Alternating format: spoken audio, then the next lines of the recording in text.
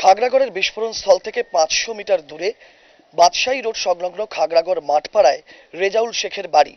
পেশায় রাজমিস্ত্রি, আদতে মুর্শিদাবাদের রঘুনাথগঞ্জের বাসিন্দা রেজাউল শেখ পেশার সূত্র ধরেই বহু বছর ধরে বর্ধমানে যাতায়াত এবং তারপরে গত ১ বছর আগে রেজাউল শেখ এইখানে জমি কিনে এই বাড়ি তৈরি করেন। বাড়ির দরজা তালাবন্ধ, বাড়ির এই একটি মাত্রই দরজা রয়েছে এবং এই দরজা দিয়ে ঢুকে পাশেই ডান দিকে রয়েছে বাথরুম। যে বাথরুমের চোরা কুঠুরি থেকে গতকাল রাতে এনআইএ এবং এনএসজি যৌথ তল্লাশি অভিযানে ৩৯টি আইইডি উদ্ধার করেছে। এই বাথরুমের ওপরে চোরা কুঠুরিতে বস্তা ভর্তি বিস্ফোরক এবং বস্তা ভর্তি আইইডি রাখা ছিল। বাড়ির এই দিকের দেওয়ালে এই চোরা কুঠুরি যে তৈরি করা হয়েছে তার স্পষ্ট চিহ্ন রয়েছে এবং এটা যে পরিকল্পনা মাফিক তৈরি করা হয়েছিল গতকালের তল্লাশি অভিযানে তা স্পষ্ট হয়ে গিয়েছে। বাড়ির এই দিকের দেওয়ালে কোথাও কোনো রকম জানলা তৈরি করা হয়নি, এমনকি যে কয়েকটি ফোকর রয়েছে বা ঘুলকুলি রয়েছে সেগুলো সিমেন্ট দিয়ে ইট দিয়ে বন্ধ করে দেওয়া হয়েছে। বাড়ির বাইরে থেকে ভেতরের কোনো কিছু যাতে কারো দৃষ্টিগোচর না হয় সেই জন্যই এই বন্দোবস্ত করা হয়েছিল বলে মনে করছেন গোয়েন্দারা।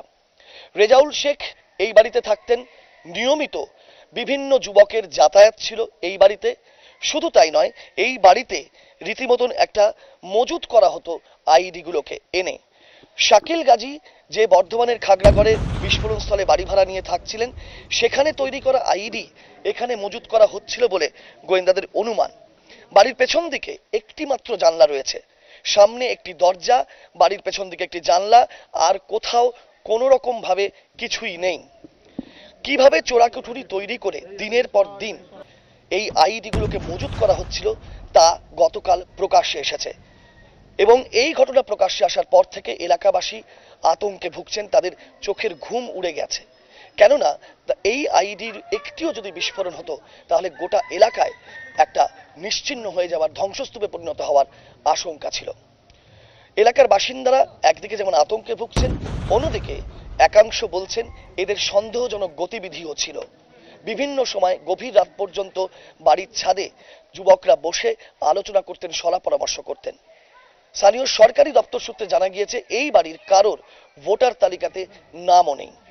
প্রশ্ন একটাই, ২রা অক্টোবর বিস্ফোরণের পর ৬ তারিখ পুলিশের গোচরে আসে সিআইডি জানতে পারে এই বাড়িতে রেজাউল শেখ থাকতেন এবং তিনি উধাও হয়ে গিয়েছেন। এই বাড়িতে দুবার সিআইডি অফিসাররা এসে ঘুরেও গিয়েছেন, তল্লাশি চালিয়েছেন, তারপরেও এই বাড়িতে মজুদ থাকা আইডির সন্ধান তারা পাননি। গতকাল এনআইএ এবং এনএসজি যৌথ তল্লাশিতে এই আইডি উদ্ধার হয়েছে এবং গোটা বিষয়টা প্রকাশ্যে এসেছে।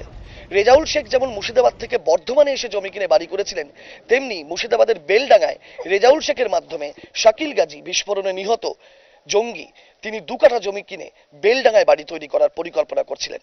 জায়গায় জায়গায় জঙ্গি জাল বিস্তৃত করার কাজে এই দুই মডিউলের যে ঘনিষ্ঠ যোগাযোগ ছিল তা আজ আর বলার অপেক্ষা রাখে না। এবার গোয়েন্দাদের কাছে চ্যালেঞ্জ রেজাউল শেখের নাগাল পাওয়া।